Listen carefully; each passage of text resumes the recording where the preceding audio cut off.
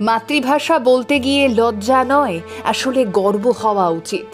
আসুন তেমনই কিছু ঘটনা জেনে নিই, কিছু গল্প শুনে নিই। আজও বহু মানুষ নিজের মাতৃভাষা নিয়ে সমান গর্ব অনুভব করে। নির্দ্বিধায় কিছু মানুষ জাতীয় স্তর হোক অথবা আন্তর্জাতিক স্তর, সবেতেই নিজেদের মাতৃভাষাকে গর্বের সাথেই মেলে ধরেছেন। আজও ইংরেজি অথবা হিন্দির মাঝে অনেকেই রয়েছেন যারা নিজেদের মাতৃভাষাতেই কথা বলতে ভালোবাসেন। স্যার ইকবাল, যিনি একটা ফেসবুক পেজ থেকে আজ 4,500 কোটির কোম্পানির মালিক হয়ে উঠেছেন, ওনার মতন মানুষ খুবই কম পাওয়া যায়। এত বড় মাপের একজন বিজনেসম্যান হওয়া সত্ত্বেও নির্দ্বিধায় বলতে পারেন, আমি ইংরেজি বিশেষ জানি না, বলতেও পারি না, তাই মাতৃভাষাতেই কথা বলি। হ্যাঁ, নিজের মাতৃভাষাতেই কথা বলে কাজ করে আজ তিনি 4,500 কোটি টাকার মালিক। অন্যদিকে এই বাংলার অরিজিৎ সিং, যে মানুষটা এখন শুধু ভারতবর্ষই নয়, প্রায় সমগ্র বিশ্বেই নিজের কণ্ঠের জাদুতে রয়েছেন জনপ্রিয়তার শীর্ষে। সেই অরিজিৎকেও দেখেছি আমরা বিদেশি প্রেসের সামনে কি অবলীলায় এক পরিচিত ব্যক্তিকে দেখতে পেয়ে বাংলায় কথা বলে উঠেছেন। একবার একটি প্রেস কনফারেন্সে প্রেসের লোকদের সঙ্গে কথা বলছিলেন অরিজিৎ। সেখানে দেশ বিদেশের সাংবাদিকরা উপস্থিত ছিলেন। হিন্দি ইংরেজিতেই প্রশ্ন উত্তর চলছিল, কিন্তু হঠাৎই অরিজিৎ কোনো চেনা মানুষকে দেখতে পেয়ে যান সেখানে, এবং সবার সামনেই বলা ভালো, সকলকে চমকে দিয়েই সেই পরিচিত মানুষকে নিজের মাতৃভাষা বাংলাতেই বলে ওঠেন, কাকিমা কেমন আছেন? নিজের মাতৃভাষা বাংলাতে এই কথা বলার মুহূর্ত সত্যিই তো সুন্দর।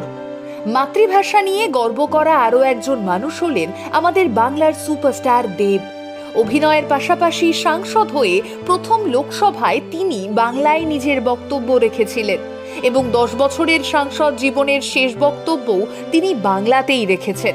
আর তিনি জাতীয় স্তরে নিজের মাতৃভাষায় বক্তব্য রেখে যে গর্বিত, সে কথাও জানিয়েছেন।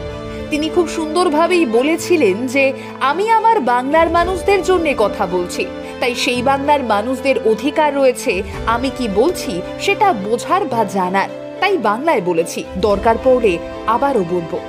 121 কোটিরও বেশি এই দেশের বহু ভাষাভাষীর মানুষ রয়েছেন, কিন্তু আজও এই দেশের জাতীয় সঙ্গীত কিন্তু বাংলা ভাষাতেই গাওয়া হয়। বিশ্বকবি রবীন্দ্রনাথ ঠাকুরের লেখা জনগণ মন আজও এই 121 কোটির দেশ ভারতবর্ষের প্রত্যেকটা মানুষই গেয়ে থাকেন। আর ঠিক এখানেই আমাদের জয়, আমাদের বাংলা ভাষার জয়। ইউনেস্কো স্বীকৃত পৃথিবীর সবচেয়ে মিষ্টি ভাষা হলো বাংলা।